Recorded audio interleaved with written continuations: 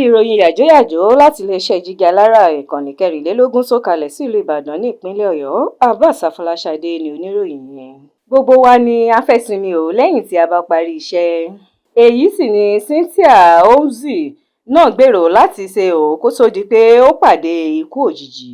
Ìròyìn tó tẹ̀ wá lọ́wọ́ ní táǹkì omi méjì tó wà ní orí àjà ilé tí Cynthia ń gbé ló ṣàdédé dàwó tó sì wó sí inú yàrá ọmọdébìnrin náà, èyí tó ṣe ikú pa á.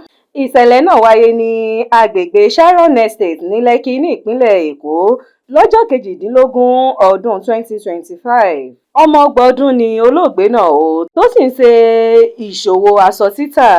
Ọmọ méjì ni olóògbé náà fi sílẹ̀ láyé Ẹ̀gbọ́n olóògbé Ifeanyi Onguzi sọ fún akọ̀ròyìn Yorùbá pé ikú àbúrò òun jẹ́ ohun tó burú jáì tó sì tún bà òun lọ́kàn jẹ́ púpọ̀. Ó ṣàpèjúwe ìṣẹ̀lẹ̀ náà gẹ́gẹ́ bí ohun tó bà mọ̀lẹ́bí lọ́kàn jẹ́. Ohun tó dùn wá jù ni pé èèyàn tó ní ilé náà tí ìṣẹ̀lẹ̀ náà ti wáyé kò fi ìgbà kankan kàn sí mọ̀lẹ́bí lẹ́yìn tí ìṣẹ̀lẹ̀ náà wáyé. Onílé kò fi ìgbà kankan pe mọ̀lẹ́bí lórí ohun tó ṣẹlẹ̀ sí àwọn Nígbà tí à ń béèrè pé níbo ni onílé náà wà, bẹ́ẹ̀ ni àwọn èèyàn bẹ̀rẹ̀ sí ní sọ pé ó wà ní òkè òkun Onílé náà kò mọ ipò tí ilé náà wà ṣùgbọ́n èèyàn tó ń bá mójútó ilé náà ó mọ ohun tó ń ṣẹlẹ̀ lọ́wọ́lọ́wọ́.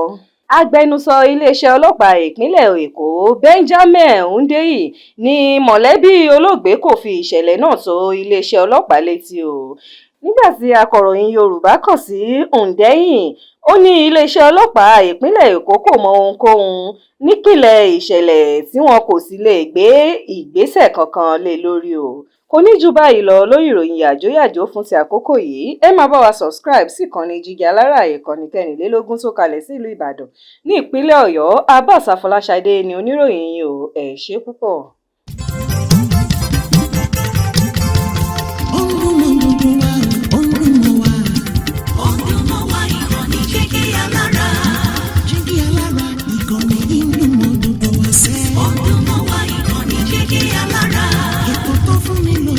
Ètò tó wà ní lọ́yẹ̀ wà ń bẹ̀. Ọdún mọ́ wá ìkànnì jígí alára. Ìròyìn lóríṣiríṣi tàbí mọ́ bó ṣe ń lọ láwùjọ. Ọdún mọ́ wá ìkànnì jígí alára. Ìkànnì jígí alára. Jígí alára. Jígí alára. Jígí alára.